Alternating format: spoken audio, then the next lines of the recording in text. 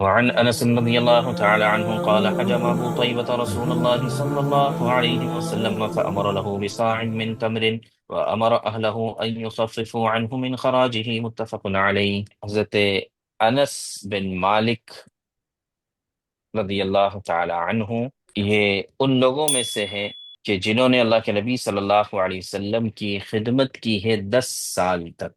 یہ خود فرماتے ہیں کہ ان کی والدہ نے 10 سال کی عمر میں ان کو اللہ کے نبی صلی اللہ علیہ وسلم کی خدمت میں بھیج دیا، رکھ دیا۔ مدینہ منورہ میں 10 سال آپ رہے تو 10 سال انہوں نے خدمت کی ہے، مکثرین روایت حدیث میں سے ہے۔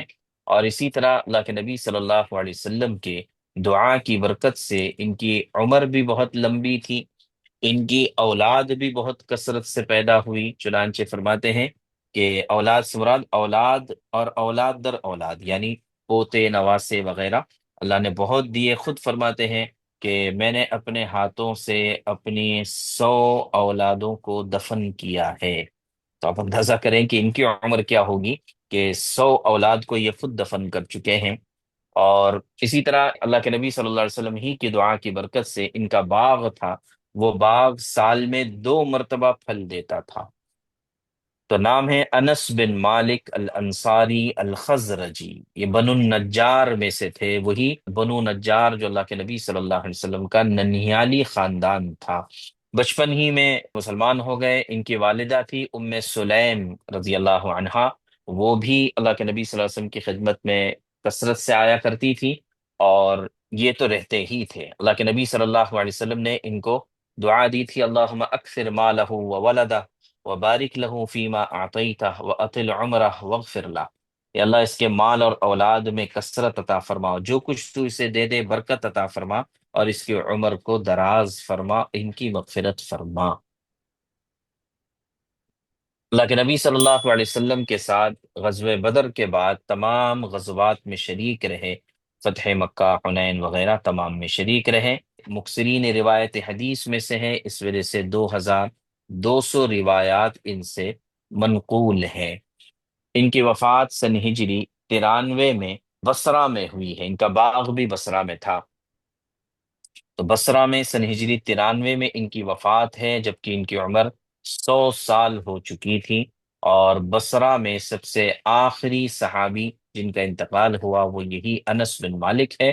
بلکہ بعض حضرات کا قول تو یہ ہے کہ تمام صحابہ میں سب سے آخری صحابی جن کا انتقال ہوا وہ یہی حضرت انس بن مالک رضی اللہ تعالی عنہ ہے۔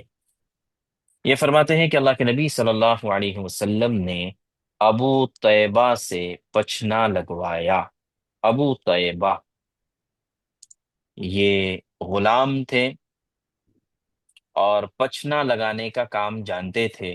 یہ بھی صحابہ میں سے ہیں جنہوں نے اللہ کے نبی صلی اللہ علیہ وسلم کی خدمت کی، یعنی یہی پچھنا وغیرہ لگانے کی، حجامہ کی خدمت کی ہے۔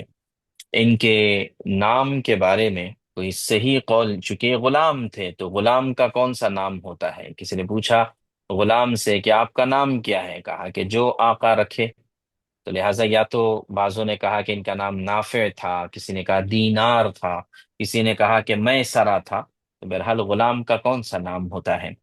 لیکن ابو طیبہ کے نام سے یہ مشہور رہے، اور ان کو پچھنا لگوانے میں ان کو مہارت حاصل تھی۔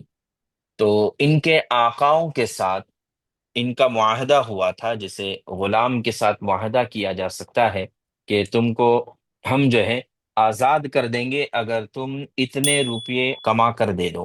تو پھر یہ غلام، ویسے تو غلام ہر چیز میں آقا کا پابند ہوتا ہے، لیکن جب یہ مکاتبت کی جاتی ہے، اس کو مکاتبت، عہد مکاتبت کہتے ہیں چھوٹے کاف سے، کہ جب اس کو مکاتب بنا دیا جاتا ہے تو پھر وہ بازار میں جا کر اپنی خدمت انجام دے کر اپنی سروسز کے ذریعے سے وہ پیسہ کما سکتا ہے۔ چنانچہ یہ ایسا ہی کرتے تھے۔ ظاہر ہے کہ پچھنا لگایا اللہ کے نبی صلی اللہ علیہ وسلم کو تو بدنی خدمت کرنے کا گویا کہ موقع ملا، اور اللہ کے نبی صلی اللہ علیہ وسلم کے جسد مبارک کو ہاتھ لگانے کا موقع ملا تھا۔ ان کی وفات کے سلسلے میں کوئی چیز منقول نہیں ہے کہ کب ان کی وفات ہوئی تھی۔ حضرت انس رضی اللہ عنہ فرماتے ہیں کہ اللہ کے نبی صلی اللہ علیہ وسلم نے ابو طیبہ رضی اللہ عنہ سے پچھنا لگوایا، فَأَمَرَ لہو بصاع من تمر، چنانچہ خود جو ہے بطور اجرت کے ایک سا کھجور اللہ کے نبی صلی اللہ علیہ وسلم نے عطا فرمائی۔ تو مصنف رحمۃ اللہ علیہ یہ روایت لا کر ترجمۃ الباب سے مناسبت پیدا کرتے ہیں کہ پچنا لگوانا اور اس کے ذریعے سے کمانا یہ بھی جائز ہے، حلال ہے، کیونکہ باب الکسبی و اکتساب الحلال کی بات چل رہی ہے۔